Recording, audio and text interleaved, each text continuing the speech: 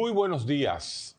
Panorama semanal este domingo, primer domingo del mes de septiembre, y el calor no cede el calor. Gracias a Domingo Páez, que hoy me va a dejar trabajar con el equipo de neurociencias. Irán llegando o no llegarán, porque siempre hay una emergencia. El 25% de todas las emergencias del mundo entero, en la China, en Nueva York, en Rusia, en República Dominicana, el 25% de las emergencias hay envuelto una condición mental. No decir que en Estados Unidos, un sábado en la noche, el 50% de las emergencias son de salud mental. Mirón Sviatkowski, buenos días aquí en Panorama. Esto no es el recetario. Mucho tiempo, no, pero mucho tiempo que no veníamos Lo que pasa Panorama. es que Domingo los tiene a ustedes a soga corta, los lleva a soga corta a ustedes, porque él sabe que cuando venimos aquí lo que hacemos son unos programas, como se dice, de locura. Porque justamente el tema de hoy, yo tenía pensado, debido a, fíjense que cada vez que sucede un hecho donde está envuelto un crimen abominable, una situación, siempre se busca una explicación en el área de salud mental. Y yo siempre le digo, por ejemplo, a los periodistas que van y nos entrevistan, es lo mismo, señor, es más de lo mismo. Es salud mental, es un paciente esquizofrénico, por ejemplo, que son la minoría, y esto es vital que el público lo entienda. La mayoría de los pacientes psiquiátricos no son agresivos. Y los que son agresivos, la mayoría son aquellos que entran en demencia, y la demencia da en pacientes por encima de los 65, 70 años. Ahora bien, la condición psicótica, el espectro psicótico, Mirko, sí en épocas puede dar situaciones de violencia, y es ahí donde nosotros vamos a tocar el tema de hoy. Está el psiquiatra, el psicólogo clínico, en este caso, por ejemplo, y eso tenemos que decirlo a boca llena, fuimos nosotros los que en los últimos 22 años hemos organizado un equipo de urgencias psiquiátricas donde la predominancia la tiene el psicólogo clínico entrenado en emergencias y en urgencias psiquiátricas. La experiencia, por ejemplo, de Mirko, le decimos Mirko porque el Mirón Sviatkowski es demasiado difícil decirlo. Yo todavía no lo sé pronunciar. Si yo le pregunto cómo que se pronuncia, él me lo va a decir de otra forma. Entonces, ¿en qué momento el médico psiquiatra es capaz de decir, por encima de mamá, de papá, del tío, del abuelo y del hermano coronel, yo me tengo que llevar a su hijo a una unidad por encima de todos ustedes? O le voy a poner otro escenario. Yo tengo que ir en este momento a la fiscalía y avisar de que tú, que eres mi paciente, yo tengo que romper la confidencialidad por una famosa ley que se conoce como la ley de Tarasov. Tarasov fue un caso en los Estados Unidos donde una persona mató a un familiar y le había avisado al psiquiatra que él estaba escuchando voces y que esas voces le decían que mataran a su familiar. ¿Cuántas veces en la República Dominicana se ha ejercido el derecho de Tarasov? ¿Cuántas veces uno de 240 y pico de psiquiatras que somos hemos aplicado la ley de Tarasov? ¿Cuántas veces los psiquiatras nos atrevemos en práctica privada a decirle al papá de la paciente, al ministro, que se lleva a su hija en contra de su voluntad? Licenciado Mirón Sviazkowski, tú me miras y tú estás haciendo una seña. Yo te veo como diciendo, es difícil, pero es la realidad. Entonces, cuando suceden casos como han sucedido, entonces preguntan, porque lo primero que pregunta una sociedad cuando un paciente se suicida es ni quién es el papá, ni quién es la mamá, no, quién era el psiquiatra que lo veía. Lo primero que pregunta una sociedad cuando el paciente mata a 3 y sale en cuero en la calle es quién era el psiquiatra que no lo estaba controlando al paciente. Pero ¿sabe usted, tiene usted idea de la orfandad estatal, estructural, en que se maneja la psiquiatría en la República Dominicana? ¿Tiene usted idea de qué es ejercer la psiquiatría en el plano privado? Donde en Estados Unidos, es más, en Costa Rica, en Chile, usted desde su consultorio llama al 911 y el 911 viene inmediatamente. ¿Usted sabía que el 911 a veces le pone pero a los pacientes psiquiátricos todavía? Entonces, es una situación difícil que vivimos todos los días, principalmente nosotros que hacemos práctica privada. Mirko, ¿cuál es el paciente más peligroso para ti? El paciente que hay que tomar decisiones sí o sí. Mira, y te voy a tratar el tema que vemos cada rato. Porque los principales boicoteadores de la seguridad del mismo paciente muchas veces son los mismos familiares. Muchas veces son los mismos familiares. Hay un episodio que se da frecuentemente, que es la ideación o intención suicida de un paciente. Y cuesta entender que dentro de lo que es el protocolo inmediato que tenemos que nosotros aplicar dentro de lo que es la salud mental, es salvaguardar la vida de ese paciente.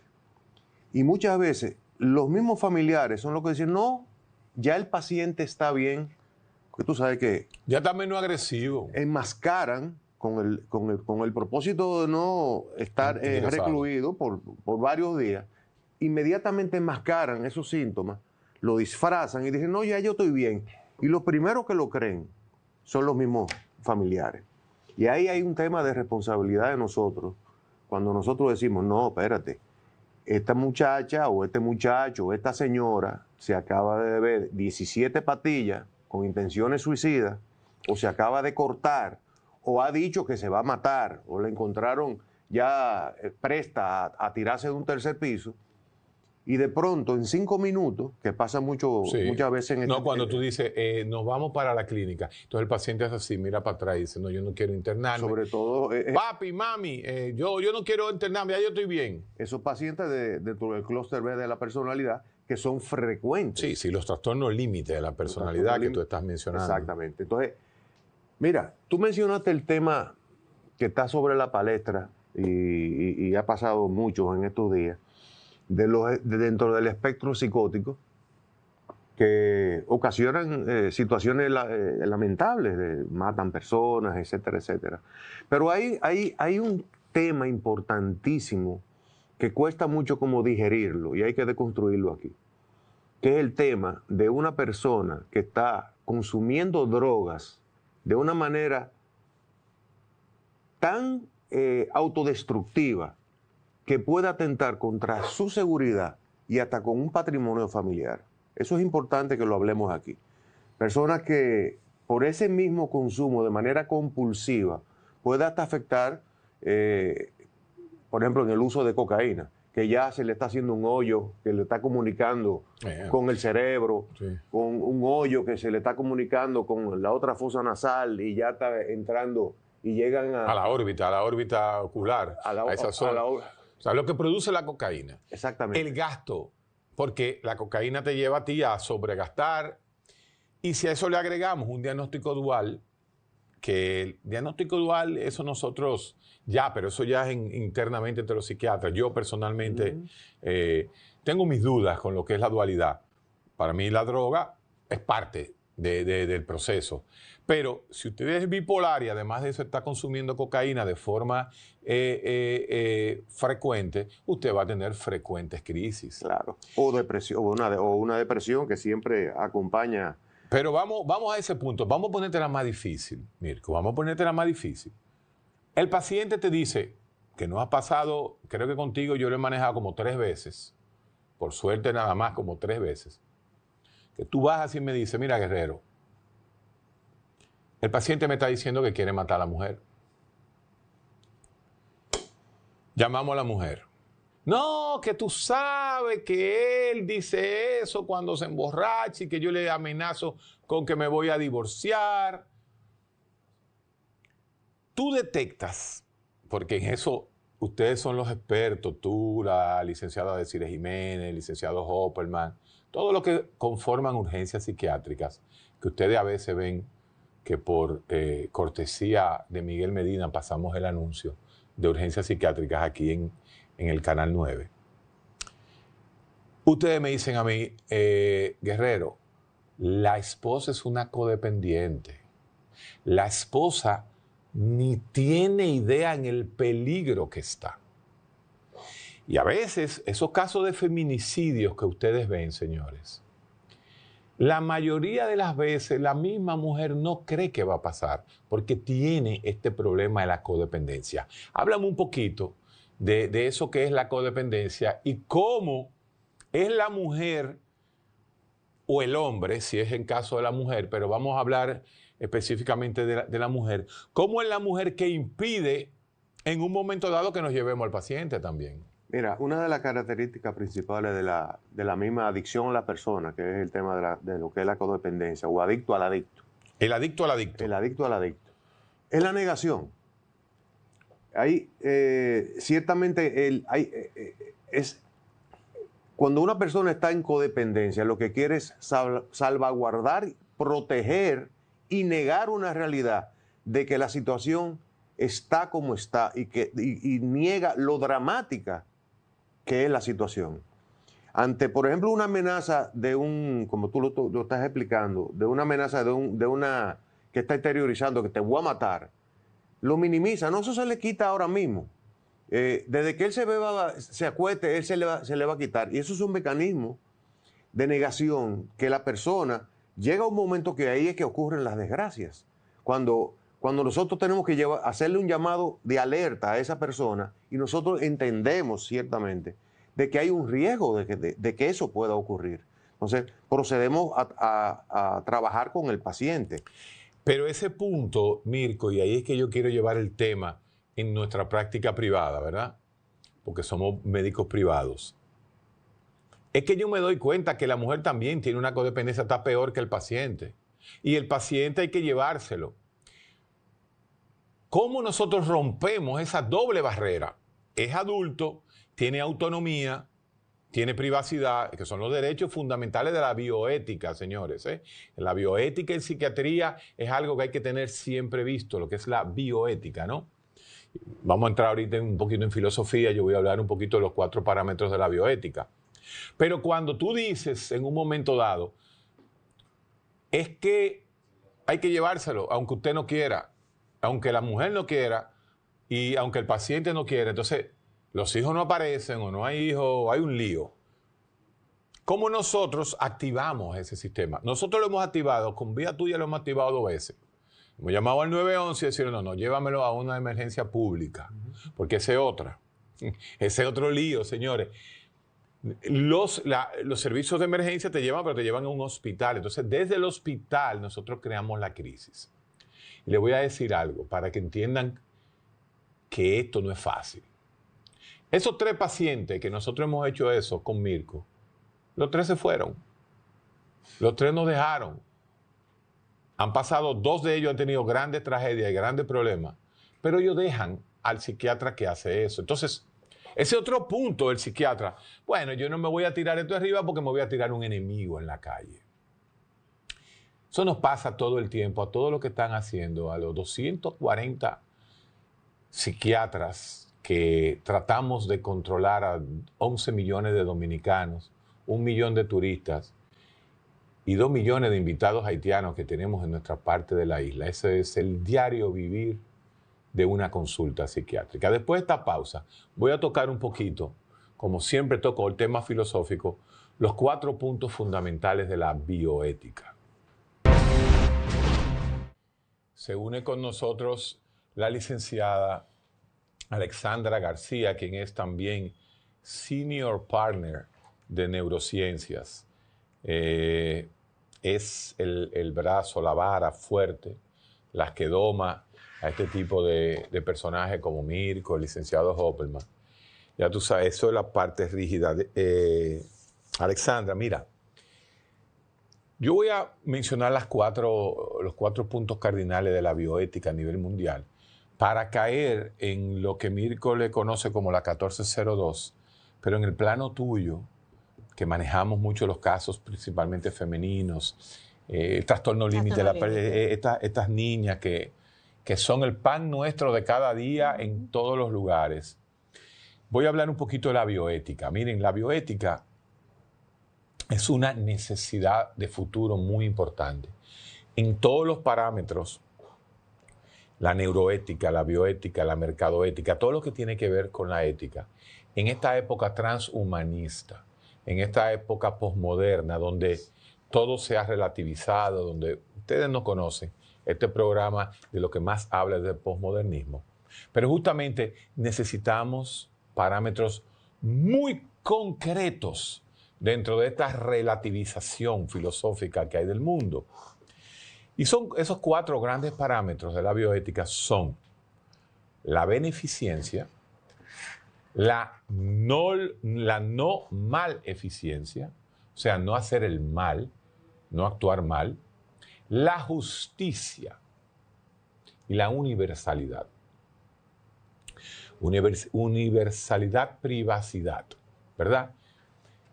Existe un código de privacidad que solo se puede romper justamente en el tema que estamos tocando hoy.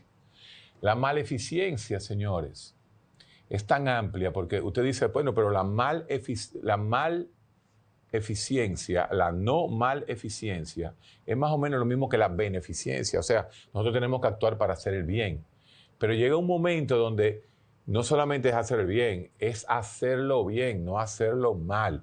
Y ahí entra lo que le llamaríamos un poquito el criterio, la preparación, la formación y a quién es el profesional que usted está visitando. Entonces, esto es muy importante porque esas 4 cosas tienen que prevalecer hasta el momento donde el mismo poder, esa rama de la beneficencia te dice a ti, es que yo tengo que ingresar al paciente en contra de su voluntad por encima de su esposa, que es una codependiente, o de los 2 irresponsables, hijos de él, que están en Estados Unidos y no quieren responsabilizarse de papá. Entonces, justamente, hay una ley, Mirko, tú la manejas, ¿cuál es esa ley realmente? La ley 1402 sobre salud mental.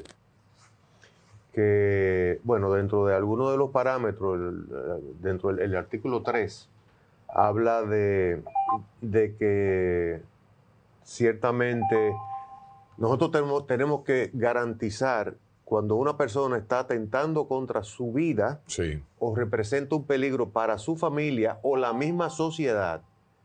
Entonces nosotros, la ley nos ampara para hacer ese tipo de intervenciones, lo que llama una intervención o un internamiento involuntario. Entonces, la ley nos ampara en ese sentido. Alexandra García, quizás en el caso tuyo se nos facilita en las jóvenes con trastorno límite de la personalidad por el hecho de que los primeros que están desesperados en el caso son los propios padres. ¿Cómo nosotros, o cómo ustedes, después que ustedes agarran una jovencita, la trancan, esa niña sigue contigo? Esa sería la pregunta para ti. Te la puse bien difícil.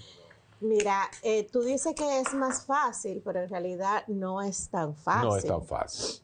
Porque una cosa es el paciente y otra cosa es también trabajar con la familia.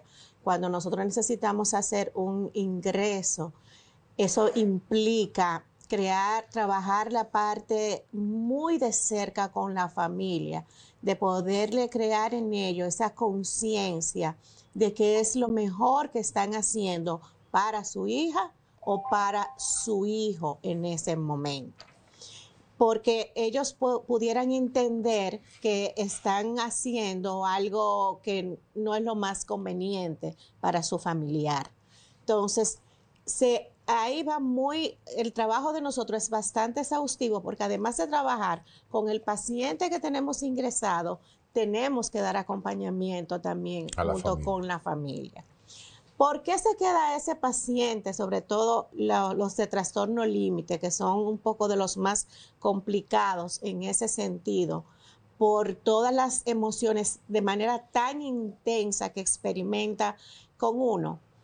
Por la manera en la cual nosotros hacemos el abordaje terapéutico durante ese proceso de internamiento. O sea, no solamente es la parte farmacológica, claro, que por supuesto la necesitamos para poderlo estabilizar cuando viene con una ideación o con una tentativa contra su vida, sino esas visitas de una vez al día o en ocasiones hasta 2 veces al día que se da con esa paciente o con ese paciente y se le va tratando de ir entendiendo, que se sienta comprendido, que se siente escuchado.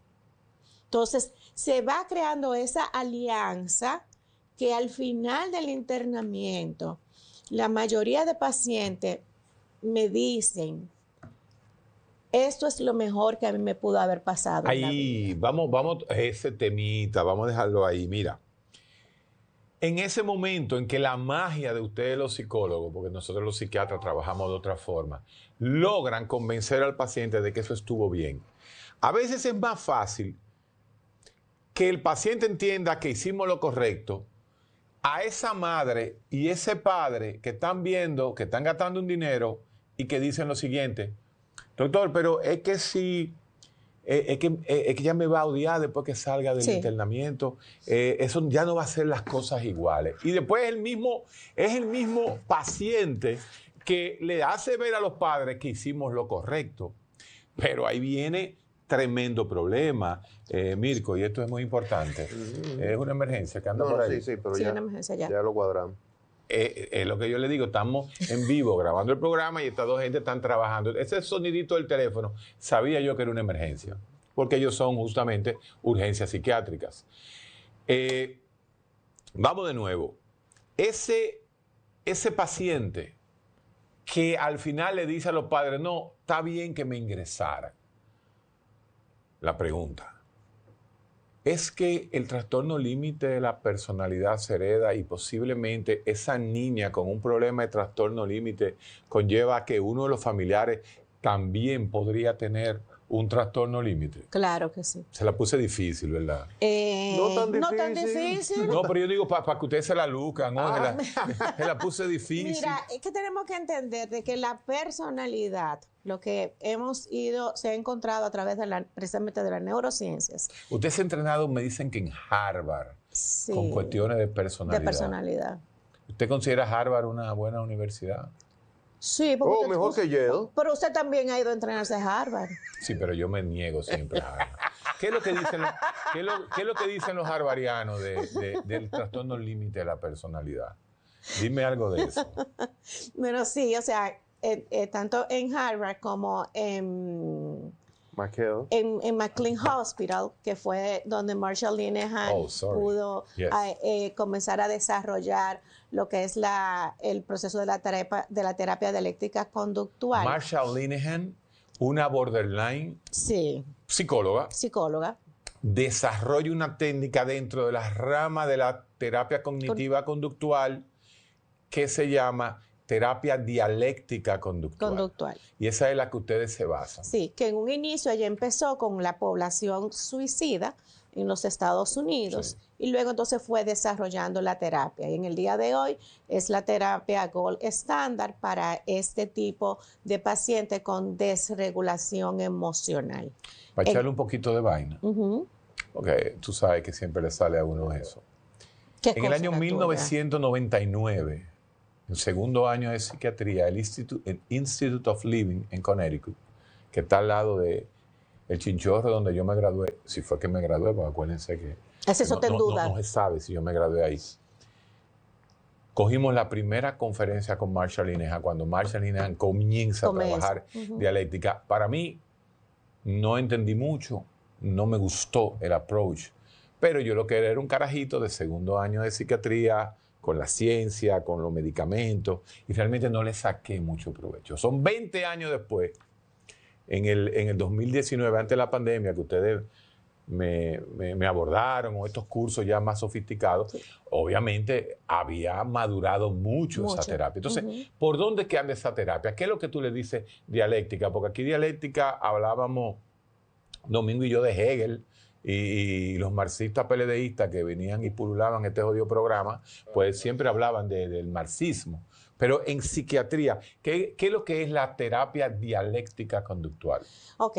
La parte dialéctica, ¿en qué nosotros nos basamos? En que las cosas no son o blanco o negro, como muchas veces lo pueden ver las personas con este tipo de desregulación emocional. Sino, los extremos. Los extremos, sino de que hay esas tonalidades grises. Y a través de la terapia, bueno, pues vamos dándole ese proceso de entrenamiento en habilidades para la parte de regulación emocional, para la tolerancia al malestar, que es muy poco lo que tienen, o sea, de su línea base, despegan extremadamente rápido, pero retornar a esa estabilidad es muy lenta.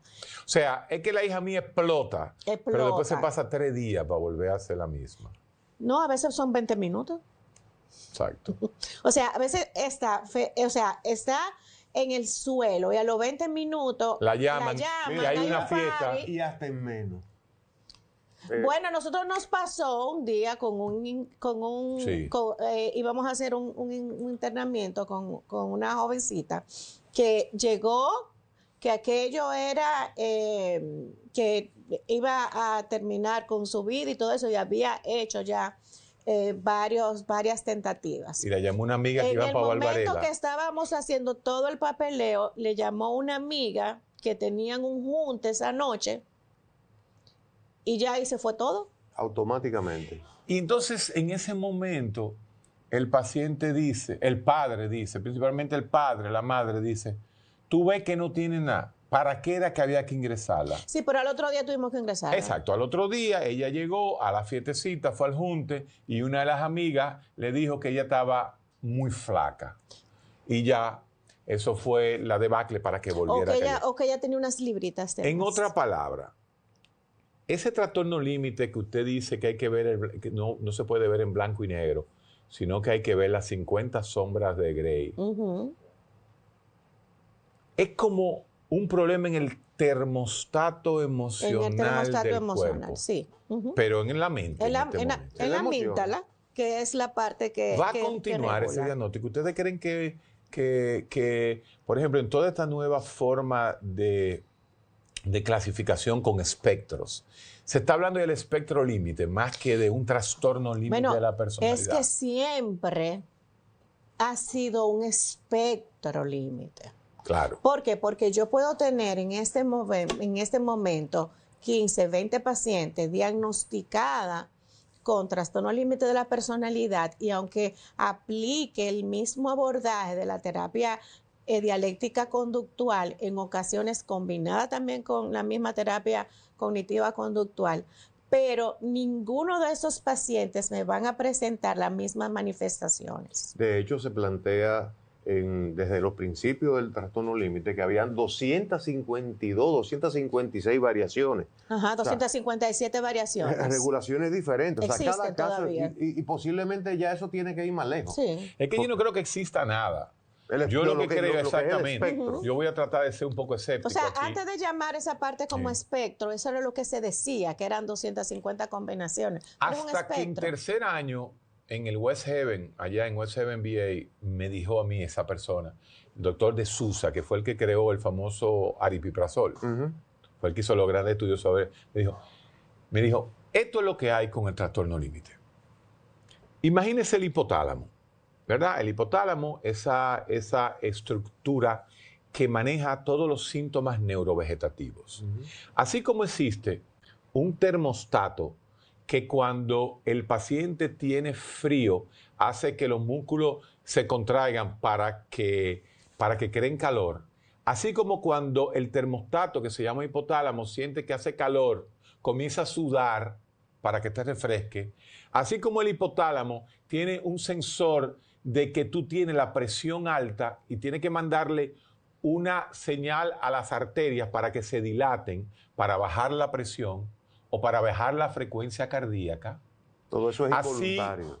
Como existe un termostato que te dice a ti, tengo hambre, voy a comer, Tengo sueño. baja la leptina. Así como existe un termostato que sueño, vigilia, asimismo existe en el mismo hipotálamo estructuras que manejan los termostatos emocionales. Entonces, lo que es la personalidad límite es una disfunción de ese termostato emocional donde las respuestas no son siempre equilibradas con el estímulo que provocó el problema. Ahí yo dije, ok, esto es lo que hay. Entonces, ¿por qué todavía todo lo que tenemos para el trastorno límite son medidas psicológicas, son terapias? Porque todavía en psiquiatría no existe un fármaco específico para trastorno límite de la personalidad. Después de esta pausa, yo voy a tocar la cantidad de cosas que nosotros vemos en neurociencia que le ponen a los pacientes límites. La cantidad de diagnósticos, pero también la cantidad de medicamentos extraños que uno no sabe el por qué. A veces los entiende porque un psiquiatra termina poniéndole algo que yo nunca he visto en un trastorno límite.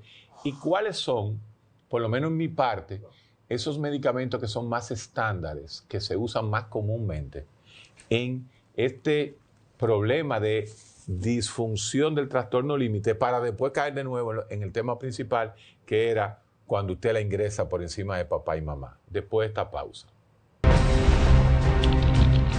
Cuando usted tiene un paciente con trastorno límite de la personalidad, es imposible que ese paciente no tenga algún tipo de medicación que sea estabilizadora del humor.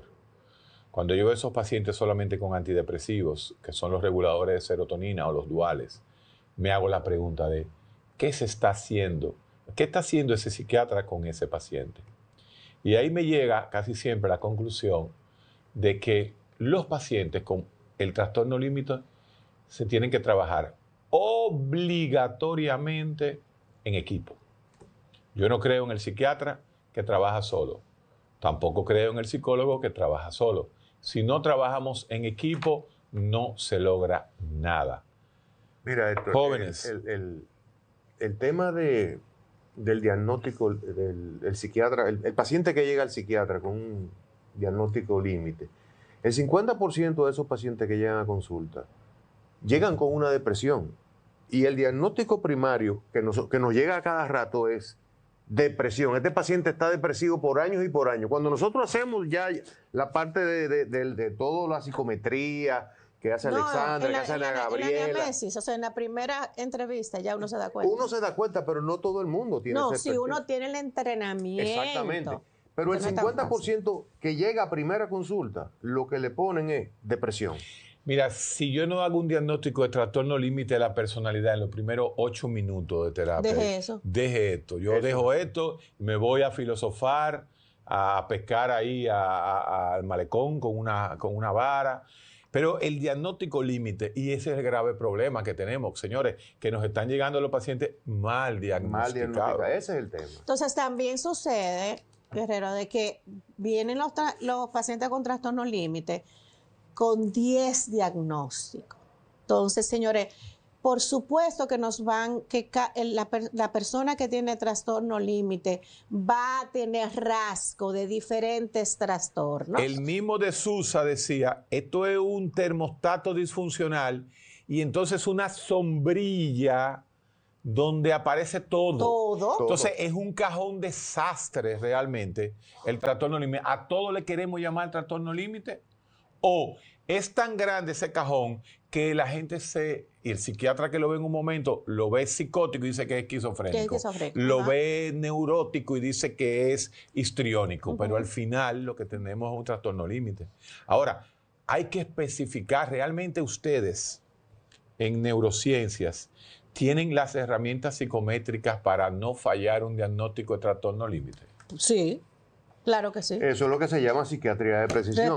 Cuando nosotros agarramos... Ustedes los psicólogos haciendo psiquiatría de precisión. O sea, hacemos psicología de precisión. Pero es un instrumento psicológico psiquiátrico. Cuando nosotros hacemos 2 o 3 de esos test que nos corroboran el mismo diagnóstico, ya eso está claro. Mira, por ejemplo, cuando a mí me... Ajá. Cuando yo le digo a Ana Gabriela de Peña o a la licenciada Alexandra García, ¿cuál es la diferencia entre el PAI, el Milon y búscame la escala de Barrat y tírame, búscame bien en el IPD los límites de este paciente? Me dice, está por el cielo. Sí. Entonces, ¿qué pasa? Cuando yo recibo a un paciente que me dicen que vienen por depresión y por ansiedad, sí, por supuesto yo utilizo las escalas de depresión y de ansiedad. Y cuando comienzo a conversar con el paciente, algo me detona de que aquí hay algo más que depresión y ansiedad. Te huele el paciente. De inmediato. Y de ahí inmediatamente hay otra escala que es para lo de trastorno límite. Pregunta. ¿Es real que el trastorno límite es 10-1 en mujeres? ¿O qué es lo que está pasando con el diagnóstico de trastorno límite en los varoncitos? El trastorno límite, lo que se habla es de 4-1. O sea, de 4 pacientes, 1. O sea, de 10, 1 también igual. Son 25% son varoncitos. Son varones. ¿Dan más trabajo el varón que la mujer? Depende, porque hay varones que se nos van más por la parte del trastorno antisocial de la personalidad. O sea, hacen situaciones antisociales. Antisociales. Mucha droga también. Mucha droga, situaciones delictivas. Se van en algunas ocasiones por ese lado. Y tienen una tendencia a esa parte como oscura, de tipo depresivo. Y esa identificación sexual. Eso es... Ese paciente joven, varón, XY, para que la gente entienda, para ser políticamente correcta, con la medida ustedes los psicólogos todavía están LGBT y vaina de esa. Eso... Entonces ese XY, cuando viene y tú dices, este medio borderline, siempre hay un problema de identidad sexual también. Siempre, no siempre. No siempre. Eso es ser muy radical. Pero en ocasiones sí tienen la parte, y no es un problema, o sea, vienen con una identidad sexual en ese sentido. Pero yo lo que veo es que no tan claro. Que no tan claro. Pero es que nos pasa con las hembras también. O sea, hay muchas niñas que llegan... Que han tenido más práctica lesbiana que heterosexual. O hasta sin tener prácticas, inmediatamente se catalogan de que a mí me gustan las hembras. Entonces, el que tú puedas en ese momento, sin tener ningún tipo de práctica, no podemos que la persona coge y se ponga, se encasille con que tiene una identidad de género X. ¿Tú entiendes? Entonces, en la medida en la que vamos trabajando, esa misma muchachita... Uno va dilucidando realmente qué es lo que es. ¿Tú entiendes? Pero a ustedes se incomodan, los familiares de los pacientes se incomodan, porque nosotros le decimos que la identidad sexual no es un problema real. No es un problema real. Yo lo que le digo es... Lo que usted quiera hacer con su sexualidad es un problema suyo. Pero los pacientes, los padres quieren como que tú le metas un discurso heterosexual que no existe. Pero es que entonces se me cierra el proceso terapéutico. Entonces yo le digo, si eso está ahí, mira, no, o sea, ahora mismo hay un inconveniente con eso. No, pues mira, vamos a dejarlo eso ahí. No es el momento. Y cuando lo necesitemos, lo sacamos. Porque a mí lo que me interesa es regular ese paciente. Hay un dato, una estadística importantísima que no tiene nada que ver con la identidad. No me estoy refiriendo a lo que es la identidad sexual. El 50% de los pacientes con trastorno límite de la personalidad en su niñez han tenido o un abuso o una percepción de abuso, sea varón o sea hembra. Otto Kemper y el grupo de Harvard lo plantea. Sí. Entonces, eso es un dato interesantísimo. Historia de abuso sexual en más del 50% de los pacientes límites femeninos. Y masculinos. Hay algo que yo no quiero que dejemos suelto, que antes de la pausa tú decías, de que si esto es un proceso hereditario, cuando comenzamos a hablar de la personalidad, tenemos un componente genético. Entonces, sí, además de lo que significa la crianza de esa persona, en la mayoría de pacientes que nosotros tenemos, y de hecho están ahí las mismas estudios que se han hecho tanto en McLean Hospital como en Harvard, nos habla de que más de un 50%, alrededor de un 55% de los pacientes que tienen trastorno límite es porque mamá viene con trastorno límite.